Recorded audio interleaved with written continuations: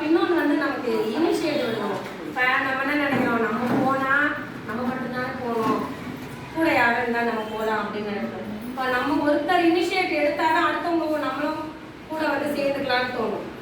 அந்த இனிஷியேட்டிவ் தான் நமக்கு நம்ம பிள்ளைங்களுக்குள்ளேயும் குறைவாத்து, நம்ம கூட யார் முன்னாடி போகிறது, நம்ம போனால் அவங்க நம்மளை யாராவது சொல்லிடுவாங்க அப்படி இல்லாமல் முன் வரணும்.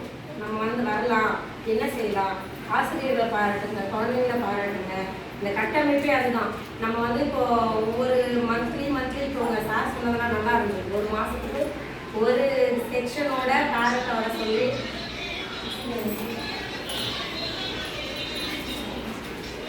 எங்களுக்கும் நடக்குதுல்ல, அங்கே எஸ்எம்சி நடக்குது இல்லையா, அங்கேயும் வந்துருக்குறாங்க.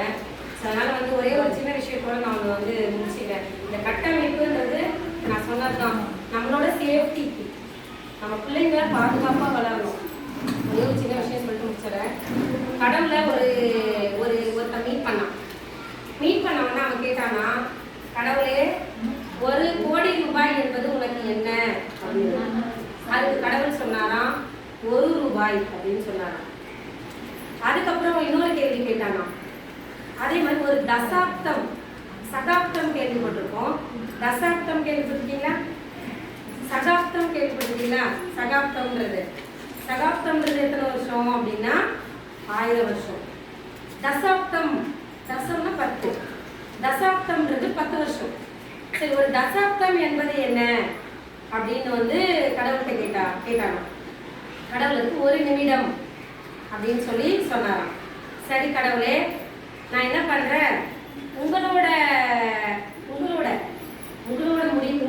புரிதல் இருக்குல்ல, அதுபடி நீங்க எனக்கு 1 ரூபாய் கொடுங்க அப்படின்னு அந்த இளைஞர் கேட்கிறார். யார்கிட்ட? கடவுள்கிட்ட. கடவுளோட இதுபடி 1 ரூபாய் என்பது 1 கோடி இல்லையா? நான் அதை நினைச்சிட்டு கேட்கிறான், 1 ரூபாய் கொடுங்க அப்படின்னா 1 கோடி ரூபாய் தருவார்ல கடவுளே அப்படின்னு. உடனே அதுக்கு கடவுள் என்ன பதில் சொல்றாரு, நான் உனக்கு 1 ரூபாய் தருகிறேன், நீ என்னுடைய மொழிப்படி 1 நிமிடம் வேலை செய். அப்படின்னா உழைக்கணும். 1 நிமிடம் வேலை செய்யனா, ஒரு தசாப்தம்னா 10 வருஷம் உழைடா, உனக்கு உண்டான அந்த 1 கோடி ரூபாயை நான் உனக்கு தரேன். ஸோ உழைப்பின் மூலமா மட்டும்தான் நம்ம என்ன பண்ண முடியும்னா எதையுமே அச்சீவ் பண்ண முடியும். 1 நிமிஷம் நம்ம செலவிடணும் அப்படின்னா அதுக்காக நம்ம வந்து இப்போ இங்கே நீங்கள் வந்திருக்கீங்க, எவ்வளோ ப்ரிப்ரேஷன் பண்ணி வச்சுட்டு வந்திருப்பீங்க வீட்டில். ஸோ இந்த வேலையெல்லாம் நம்ம இந்த நேரத்துக்கு முடிச்சுட்டா தான் இங்கே போய் நம்ம ஸ்பெண்ட் பண்ணணும். ஸோ இதுதான் அதான உழைப்பு.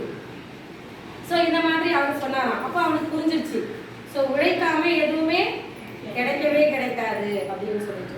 நம்ம குழந்தைங்க கிட்ட பொறுமை இல்லை, புரிதல் இல்லை. ஒரு பொருள் இப்போ கேட்டால் இப்பயே வந்துடும், நம்மளாம் அப்படியே இருந்தோம். இன்னைக்கு கேட்டால் 10 நாள் கழிச்சு தான் கிடைக்கும். அது பொறுமையாக இருக்கணும். எதிர்த்தெல்லாம் பேச முடியாது. பேச முடியுமா? அப்பா அம்மாவை எதிர்த்து பேசணும்னா நல்லா அடி விடும். இப்போ இருக்க குழந்தைங்க அடிக்கவே முடியாது இல்லையா? அம்மா இன்னொன்று என்னன்னா, அது வந்து ஒரு பேஷனாக நினைச்சிட்டாங்க. அதாவது எதிர்க்கிறது வந்து ஒரு ஹீரோயிசம் அப்படின்னு நினைச்சிட்டு இருக்காங்க. கிடையாது, பொறுமையா இருக்கிறது தான் ஹீரோயிசம். அதான் சொல்லுவாங்கல்ல, ஆன்மீகத்தில் சொல்லுவாங்க சிற்றின்பம் பேரின்பம் அப்படின்னு சொல்லிட்டு. அதாவது என்னன்னா, ஒரு விஷயம் வந்து காத்திருந்து கிடைக்குதுன்னு வச்சுக்கோங்க, அது பேரின்பம். உடனே கிடைக்குதுன்னு வச்சுக்கோங்க, அது சிற்றின்பம். இப்ப நம்ம குழந்தைங்க என்ன நினைக்கிறாங்கன்னா, உடனே கிடைக்கணும், உடனே என்னென்ன கிடைக்கும் அப்ப யூஸ் பண்ணிட்டு அப்படியே கொண்டுடணும். பேரின்பம்னா நல்லா படிச்சு நல்ல முன்னேறி அடுத்த உதவி செய்து அடுத்தவங்களை பார்த்து இறக்கப்பட்டு அவங்களுக்கு உதவி செய்யணும், நாமளும் சந்தோஷமா இருக்கணும், அடுத்தவங்களையும் சந்தோஷப்படுத்தணும்ன்ற அந்த பேரின்பம்ன்றது என்னன்னு தெரியும். இன்ஸ்டன்டா ஃபாஸ்ட் ஃபுட் தானே சாப்பிட்றாங்க லைக் பண்ணி, அப்படிதானே? நம்ம சமைச்சு வீட்டில் கொடுக்குறது என்னமா சாம்பாரே சாம்பாருக்கே எவ்வளோ நேரம் ஆகும்னு நமக்கு தெரியாது இல்லையா? முதல்ல பருப்பு வேக வைக்கணும், அதுக்கப்புறம் எல்லா வேலையும் செய்யணும், காய வேக வைக்கணும், அதெல்லாம் ரொம்ப கஷ்டம். போட்டு புரட்டு எரியறத நம்ம சாப்பிட்டுருக்கோம். அப்போ அதுதான் அவங்க விருப்பப்படுறாங்க இல்லையா? அதுதான் நம்ம மாற்றணும். அப்போ நம்ம சொல்லணும், நம்ம பேசணும். முதல்ல குழந்தைங்கிட்ட நிறைய பேசணும், ஆனாலும் அவன் கேட்க மாட்டேங்கிறான், அப்படிதானே சொல்லணும். அவன் அதாவது என்னன்னா, அவங்க வந்து நம்ம வளர்ந்த விதம் வந்து வேற. இப்போ அவங்க நம்மளை விட 10 மடங்கு அறிவோட இருக்கிறாங்க உண்மை சொல்லணும்னா. அப்போ அந்த அறிவு குழந்தைங்களுக்கு நாம எப்படி சொல்லி விளங்க வைக்கணும்னு நமக்கு தெரியல. உண்மைதான். இந்த வழி போய் பார்க்கலாமா, என் வீட்டில் கூட நான் சொல்றேன், என் பொண்ணுக்கு இந்த வழி போகலாமா, இந்த வழி போகலாமா, எந்த வழி போய் சொன்னா புரியும் அப்படின்னு நம்ம நினைக்கிறோம்ல, அந்த வழியை தான் நம்ம கண்டுபிடிக்கணும். அதை தான் டெய்லி தேடணும். இப்போ அவங்க கூட நம்ம நேரம் ஸ்பெண்ட் பண்ணணும். பொறுமை, இறக்கம், இந்த சகிப்புத்தன்மை, கொஞ்சம் நேரம் கழிச்சு கிடைச்சா பரவாயில்ல, வாங்கி உடனே கொடுத்துடணும் அப்படின்ற அழட்டும் ஒன்றும் தப்பே கிடையாது. அழுதா ஏதாவது ஆயிப்போதா? ஒன்றுமே ஆகாது. அவனுக்கு என்ன கிடைக்குது அப்படின்னா, அழுதா சமாளிக்கிற திறமை கிடைக்குதுன்னு இருக்கும். சரிங்களா? அப்போ அழட்டும். ஐயோ அழுதவங்க படைக்குது, நமக்கு கவலையா இருக்கு, கஷ்டமா இருக்கு இல்லையா? பரவாயில்ல, நம்ம அதை சாதிச்சிடலாம். நமக்கு பேர் இன்னும் கிடைக்கணும்னா அதுதான் நம்ம செய்யணும். ஸோ குழந்தைங்களுக்கு நல்லா மோட்டிவேட் பண்ணுங்க. நம்ம பள்ளியோட நல்ல மிங்கிள் ஆகுங்க. முதல்ல சொன்ன மாதிரி பாராட்டுங்க, குழந்தைங்களும் பாராட்டுங்க, ஆசிரியர்களும் பாராட்டுங்க. என்ன செய்யலாம், என்ன தேவை இருக்கு அப்படின்றது கேட்டு தெரிஞ்சுக்கோங்க. நம்மளால முடிஞ்சதை நம்ம செய்யலாம் இல்லையா? இப்போ இங்கே நம்ம என்ன நினைக்கிறாங்க நிறைய பேர்னா, நம்ம எஸ்எல்சிக்கு போனால் நம்ம ஏதாவது காசு செலவு பண்ணி ஸ்கூலில் செய்ய வேண்டியிருக்குமோ அப்படின்னு நிறைய பேர் நினைக்கிறாங்க.